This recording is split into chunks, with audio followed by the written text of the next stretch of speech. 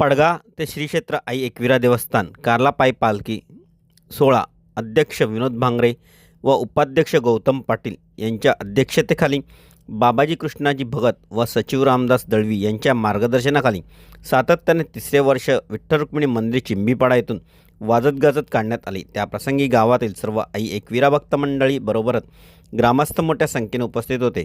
आई एकविरेची पालखी संपूर्ण चिंबीपाडा गावात वाजत गाजत मिरवण्यात आली। तेथून पडगा गावातील कान्होबा मंदिरात दर्शन करून लोणावळा कार्ला येथील आई एकविरा शक्तिस्थानावर मार्गक्रमण झाले। या पालखी सोहळ्यात सर्व पदाधिकारी भक्त मंडळी ग्रामस्थ मोठ्या संख्येने सहभागी झाले होते। आई एकविरेच्या चरणी एकच प्रार्थना आहे की जशी 2 वर्ष आम्हाला यशस्वीरित्या पालखी सोहळा संपन्न करण्यासाठी जी मदत केली तशी या वर्षीही आई एकविरेच्या चरणी प्रार्थना करतो आणि जीवदानी आईच्या चरणी प्रार्थना करतो की कुठल्याही परिस्थितीत कुठल्याही याला गालबोट न लागता ही पालखी यशस्वीरित्या आम्ही कार्ला मंदिर परिसरात घेऊन जाऊ। जवळपास किती एकविरा आईचे भक्त या पालखीमध्ये सहभागी होणार आहेत? जवळजवळ 300 लोकांची नोंदणी झालेली आहे सभासदांची आणि अजून नाव नोंदणीसाठी येत आहेत, तरी पण आम्ही त्यांची पण व्यवस्था करणार आहे। आणि शेवटच्या दिवशी महिलांसाठी 2 बस आणि 1 मिनी बस अशी केलेली आहे। म्हणजे महिलांसाठी पण आम्ही गेले 2 वर्ष नव्हतो, यावर्षी पण गेल्या वर्षी 3 बस होत्या, पण यावर्षी 2.5 बस केलेल्या आहेत महिलांसाठी।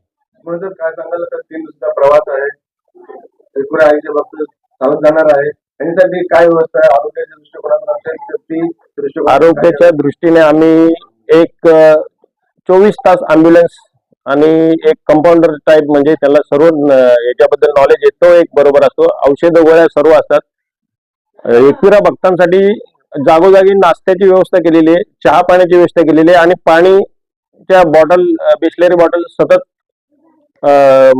चालू असतं। ज्याला तहान लागली त्याला बिस्लरी बॉटलचे वाटप चालूच असतं। साधारणतः एक 3रं वर्ष चालू आहे। 2 वर्ष शुक्रवारी जसं ते पालखी यशस्वी केलेली आहे तसे या वर्षी पण यशस्वी हो आणि साधारणतः आपली जे मुलं आहेत 300-350 आसपासचे आहेत आणि त्यांना काही कुठल्याही प्रकारचं काही दुखापत होणार नाही किंवा त्यांच्याकडे ॲम्ब्युलन्स अवेलेबल आहेत। आणि देवीच्या प्रार्थना अशी करतो का कुठला असं वाळबीट लागू नये, प्रवास हा चुकाचा हो।